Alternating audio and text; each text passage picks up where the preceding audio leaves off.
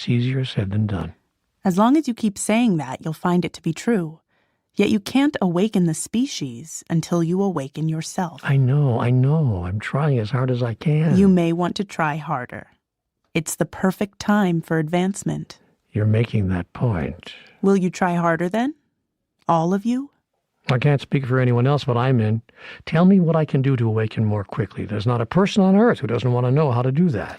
The fastest way to awaken more quickly is to be the cause of someone else awakening more quickly. But how can I be the cause of someone else awakening if I'm not awake? This is interesting. This is what is called a divine dichotomy, when two apparently contradictory truths exist simultaneously in the same space. The truth is that you are awake. You just don't know that you are. So in that sense, you're not. You're not awake to the fact that you're awake, so it feels as if you're not awake. Hold it. Can you help me with that? I mean, I feel like we just went around in circles here. Have you ever heard a noise in the middle of the night and thought it was part of a dream, only to be surprised to find that you're actually awake? Sure, that's happened to all of us. There you are. Okay, let's agree that I'm awake but just don't know it yet. What could make me realize that I'm awake? Have you ever been scared awake by a nightmare? Well, yes, again, we've all had that experience as well. You're being scared awake right now by some of the conditions on your planet, some of which have become nightmarish. You said yourself it feels like you're going backward. In my own life sometimes, not just globally. Observing this is very good. It will cause you to know that you're awake and that this is not just a bad dream. It's a reality that you no longer choose. You're becoming more and more conscious every day of what's going on, and that's going to help you remember who you are and motivate you to begin acting like it. That's all that has to happen here. That's all that's going to be required for all of you who already feel that you are awake to bring an end to every nightmarish condition. You simply need to awaken to the fact that you're already awake and that there's something you can do about what you see happening all around you. Would you excuse me? I'm just not sure that I'm up to trying to save the world. This is not about saving the world. This is about your personal spiritual journey. It is about your individual evolution. It can be the most exciting, enthralling time you've experienced since your birth. And the world may indeed change, may indeed be saved by your decision to begin acting as who you really are. But that will not have been the point of it. It is your personal evolution that will be the point and the purpose of every and any change you make in how you move through and experience the world. If it is your desire to demonstrate who you really are, and one way you see yourself doing it is by assisting in ending the suffering of others, bringing healing to the planet, and affecting in a positive way the future of those you love, then you will not feel burdened by an assignment too big, but rather joyously thrilled about the opportunity life has placed before you in this perfect time to advance. The third invitation is to awaken, as part of your process of personal evolution, the many members of your species who are already awake to the fact that they are, and then to inspire them to begin acting like it also, so to model and inspire and awaken behavior for those others who are still asleep. And to do this all because this is what your personal evolution calls you to do. Thank you. I get it. But there still is this lingering question. If many people are already awake, why aren't they acting like it? Are you telling me that not one of them, not a single one, knows they're awake? They're all still thinking they're just dreaming what sometimes feels like a nightmare called today's news on Earth? No. Many of them know that what's happening is real, and they are awake to who they are and what it would take for them to awaken the rest of the species. Okay, then my question still lingers. If there are so many humans who know they're awake, why is the world the way it is? I'm a perfect example. Every day I do something or say something or think something that does not in any way resemble the behavior of someone who is awakened. If I know that I'm awake, as you claim that I do, why do I behave the way I do? Because being awake and knowing what you know, and having all that you know fully integrated into your life, are two different things. Sometimes, particularly when you're very young or acting immaturely, it's more attractive to you to pretend that you don't know what you know, or just to ignore the fact that you know. And sometimes you simply forget. Did your father ever say to you, Why would you do such a thing when you know better? Did he ever say that? Of course, I heard that 100 times. Make it 101. Look, yours is a very young species. You are like children. You are the toddlers of the universe. So you go around doing things that you know are not good for you because it seems like more fun in the moment, or you simply forget what you've been told. This is the story of your species' collective experience on Earth. You've let it be your experience as an individual too, even though you know better. You're not just observing non-beneficial behaviors in others, you're actually engaging in such behaviors yourself. But now it will be beneficial for you to set aside your childish behaviors. I know. And I know that you know. That's what I've been saying here. Even those who did not know before know now. It's becoming too obvious for even the most immature members of your emerging species to not see it, to not realize it, or to pretend they don't know. Yet you're still not acting as if you know. You're not integrating what you know. So you know, but you're not acting as if you know that you know. You're awake to who you are and to what is true, but your behavior does not reflect this. You continue to act as if you're sleepwalking. Now, if you don't want to walk into a wall or off a cliff, you would do well to wake up to the fact that you're already awake, that you're not dreaming about some of the nightmarish conditions on Earth, and that you're not making it up or imagining that this very day is the perfect time to advance in your evolution. Okay, I got it. You keep saying it, and I got it. I understand. And I'm going to bet that others hearing this right now understand, too. This is good news for everyone. It is. And I am being emphatic. I am repeating myself. This whole dialogue that you felt called to have is about repeating other things I've said to you in other conversations. It's about you hearing it again, and now getting all of it. It's about putting everything together as you move toward full integration, then feeling free to accept the third invitation. Feel free to awaken your species, because this really is the perfect time to advance. A guy with a beard sitting on a cloud. It is a massive spirit, the basis of all creation. And coming out from this Godhead, round all creation, through all the stars, through all the planets and everything else, is the life force known as the light. I mean, the Bible refers to the light. And within this light are various other energies which have certain gifts. And these other energies have a frequency that is the same as all the colours. Yes. And turquoise actually is the same frequency as an energy called love and wisdom. Therefore, when you wear that colour, you attract it. When you wear black, you attract a colour that is the opposite to love and all the things we wish to bring to the earth. But and it attracts another kind of energy, which is very. But this is very hard. This is very hard on priests and nuns, isn't it? Well,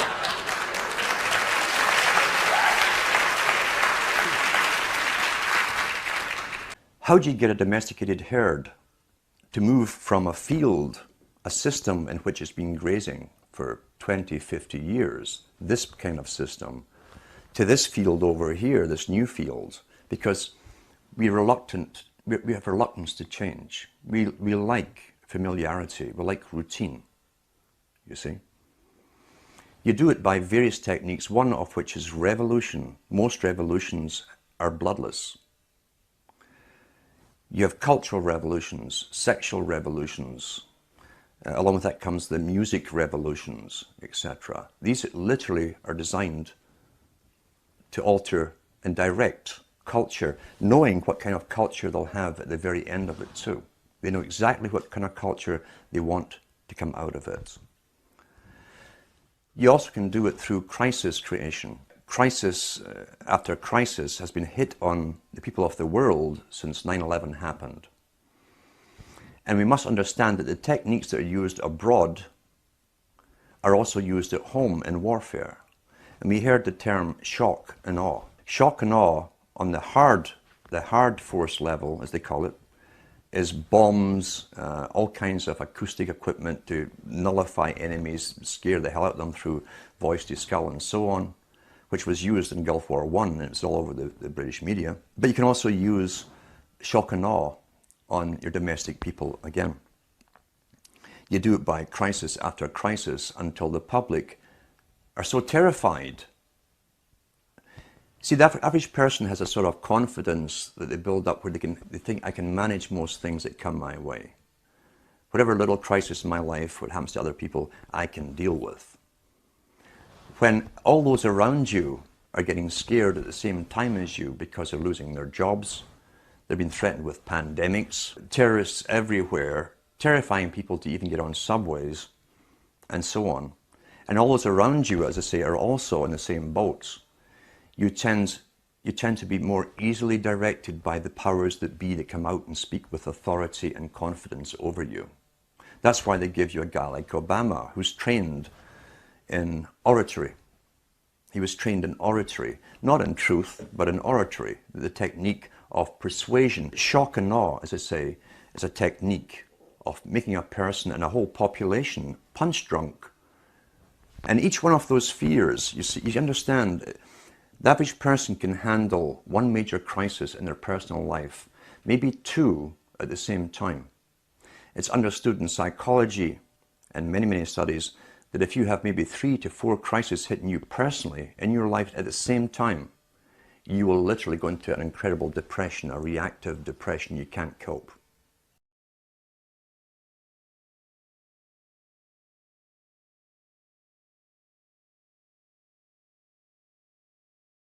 Maybe that's a sign that maybe all the truth is not in the hands of the traditional church that has been with us over all these thousands of years. Well, now, let me get this story right. The press claim that you claim to be the Son of God. Mm-hmm.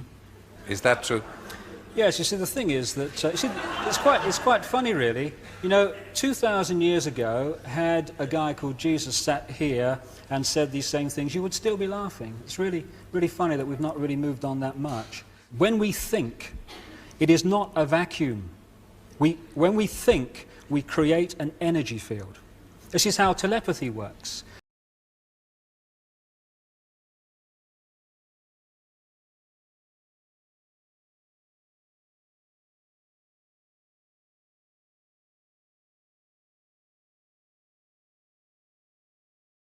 An energy field leaves one being, and other beings can tune into it and read that thought.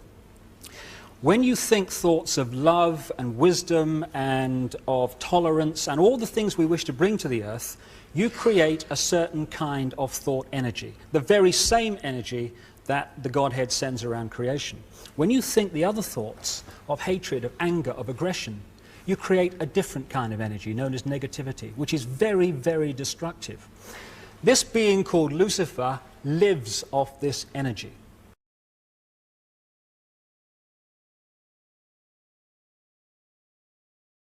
So the more that is produced on this planet, the more powerful that being becomes.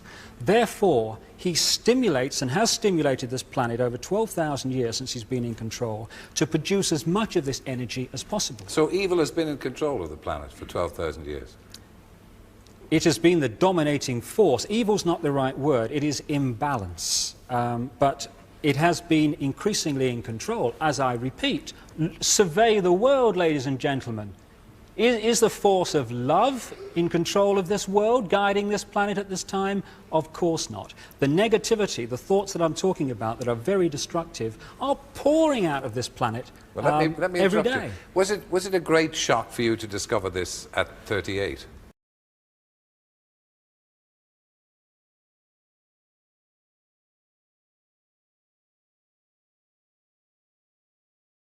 Well, I think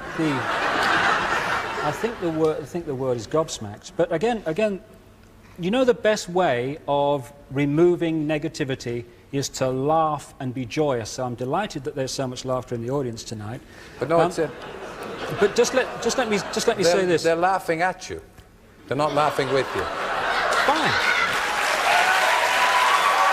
Fine. Score in 6. Again, if you read the book of Revelation, ladies and gentlemen, you open up the book of Revelation, it reads here. It says, and I'm reading this directly out of the Bible. This is from the Bible, folks. This is Revelation from the Bible. It says here, it says, and he causeth all, both small and great, rich and poor, free and bond, to receive a mark in their right hand or in their foreheads, and that no man might buy or sell, save that he had the mark, or the name of the beast, or the number of his name. Here's the wisdom. Let him that hath understanding count the number of the beast, for it is the number of a man, His number is 300-3-6. Lynn, we have Microsoft filing a patent number W02020060606. It's a cryptocurrency that goes in the human body. We've got the guy who created the technology hanging out with a Satanist, Maria Abramovich, who's into spirit cooking. Lynn, we have people wearing masks, standing 6 feet apart. Lynn, it's freaking me out a little bit. Are we under a satanic attack? Calm down, don't freak out. In control. Now, let me make a couple of points real quick, and then I'll go directly to the issues about the satanic attack. Yeah. If you want to cut to the chase about dominion, go online, I think it's HBO. They did a documentary called Kill Chain. Watch it. You'll learn all about this dominion machines and their potential for fraud. And then simply go into the PACER system and look at the order entered in October of 2020 by federal judge Amy Totenberg in Atlanta in a lawsuit filed by the Democrats contending that the Dominion machines were wide open for fraud. She had a hearing of several days with many expert witnesses, and she concluded the machines were readily accessible to fraud in many different ways. She said at the end, it's not a matter of if it will happen, but when it will happen. Then she said she couldn't rule because there had been no election. It was too early. Then Sydney files her case 3 or 4 weeks after the election, has the evidence of fraud, and the judge there goes, oh, you waited too late. Can't be both too early and too late.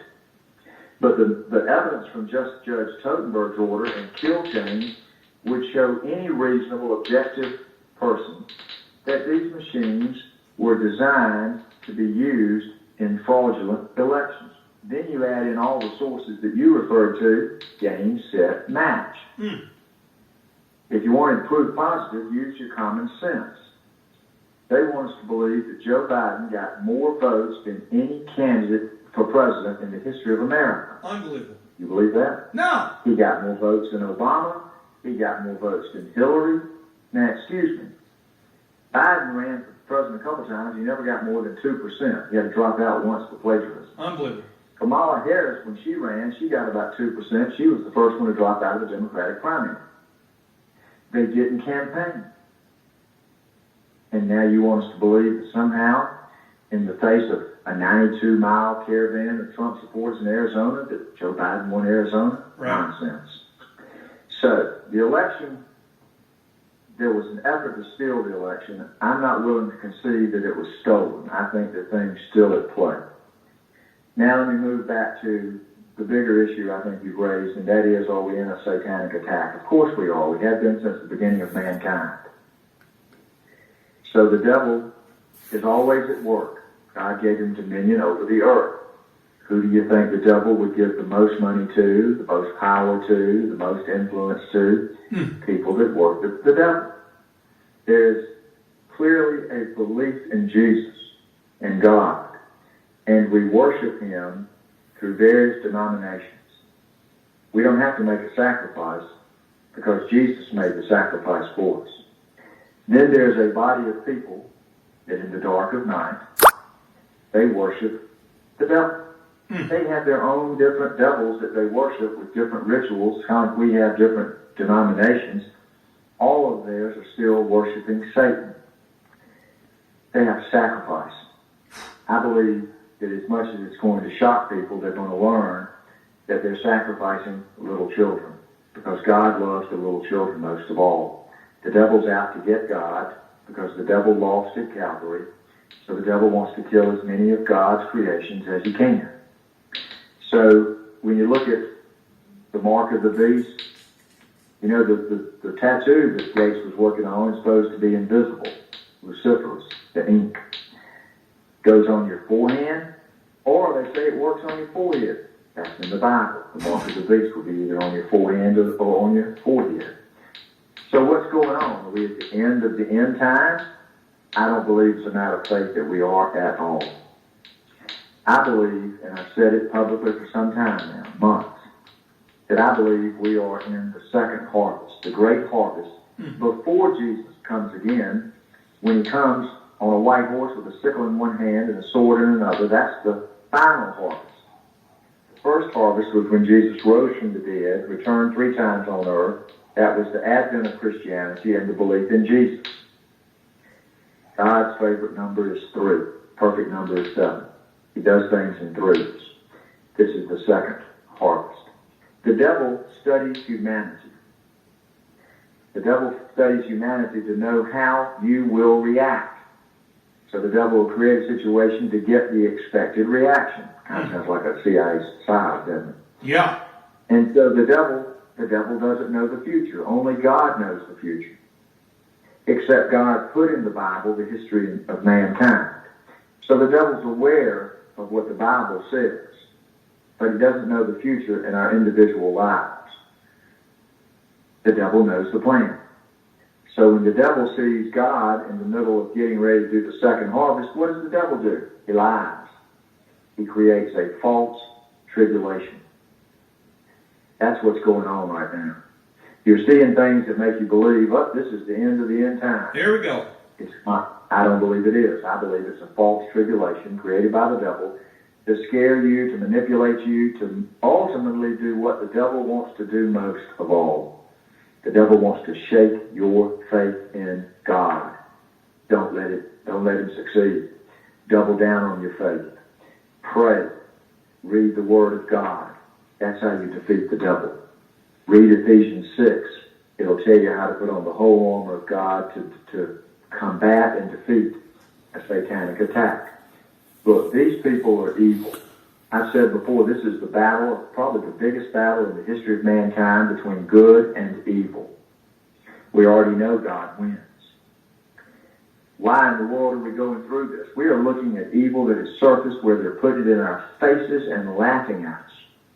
The Super Bowl halftime last year predicted a pandemic. Right. This year it was a satanic ritual that predicted fires in the cities. They had the outline of cities with fire all around it. If you worship Satan, part of your requirement is to tell people in advance what you're going to do. That's why the 2010 Rockefeller Foundation think tank study is a play-by-play of what happened in the pandemic of 2020. Right. The next step in the Rockefeller think tank study is to have a second variation of the COVID virus that, according to the Rockefeller think tank study, will have a 30+% mortality rate. So, if we know where the devil's going, we have the ability, through our prayers and our worship of God, to cut the devil off the pass. This country needs to begin, and I believe we are, more people are going to God. They're finding their faith. Yeah. They're praying more. That's why I said that I didn't think we were at the point of Jesus coming again. I felt like that this was a redo of the walls of Jericho. History repeats itself. So do events in the Bible.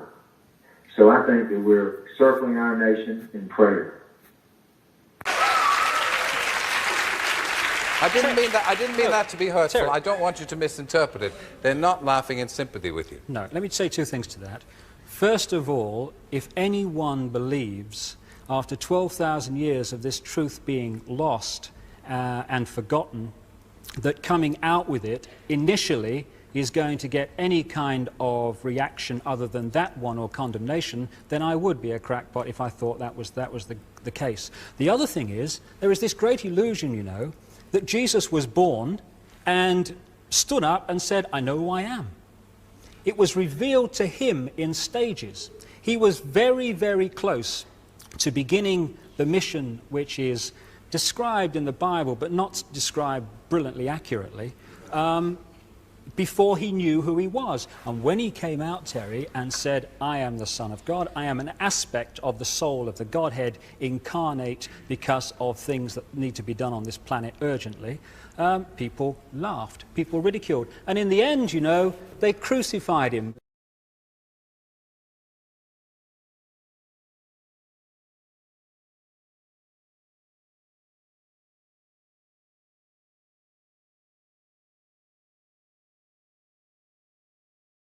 There are a couple of questions. First of all, why you?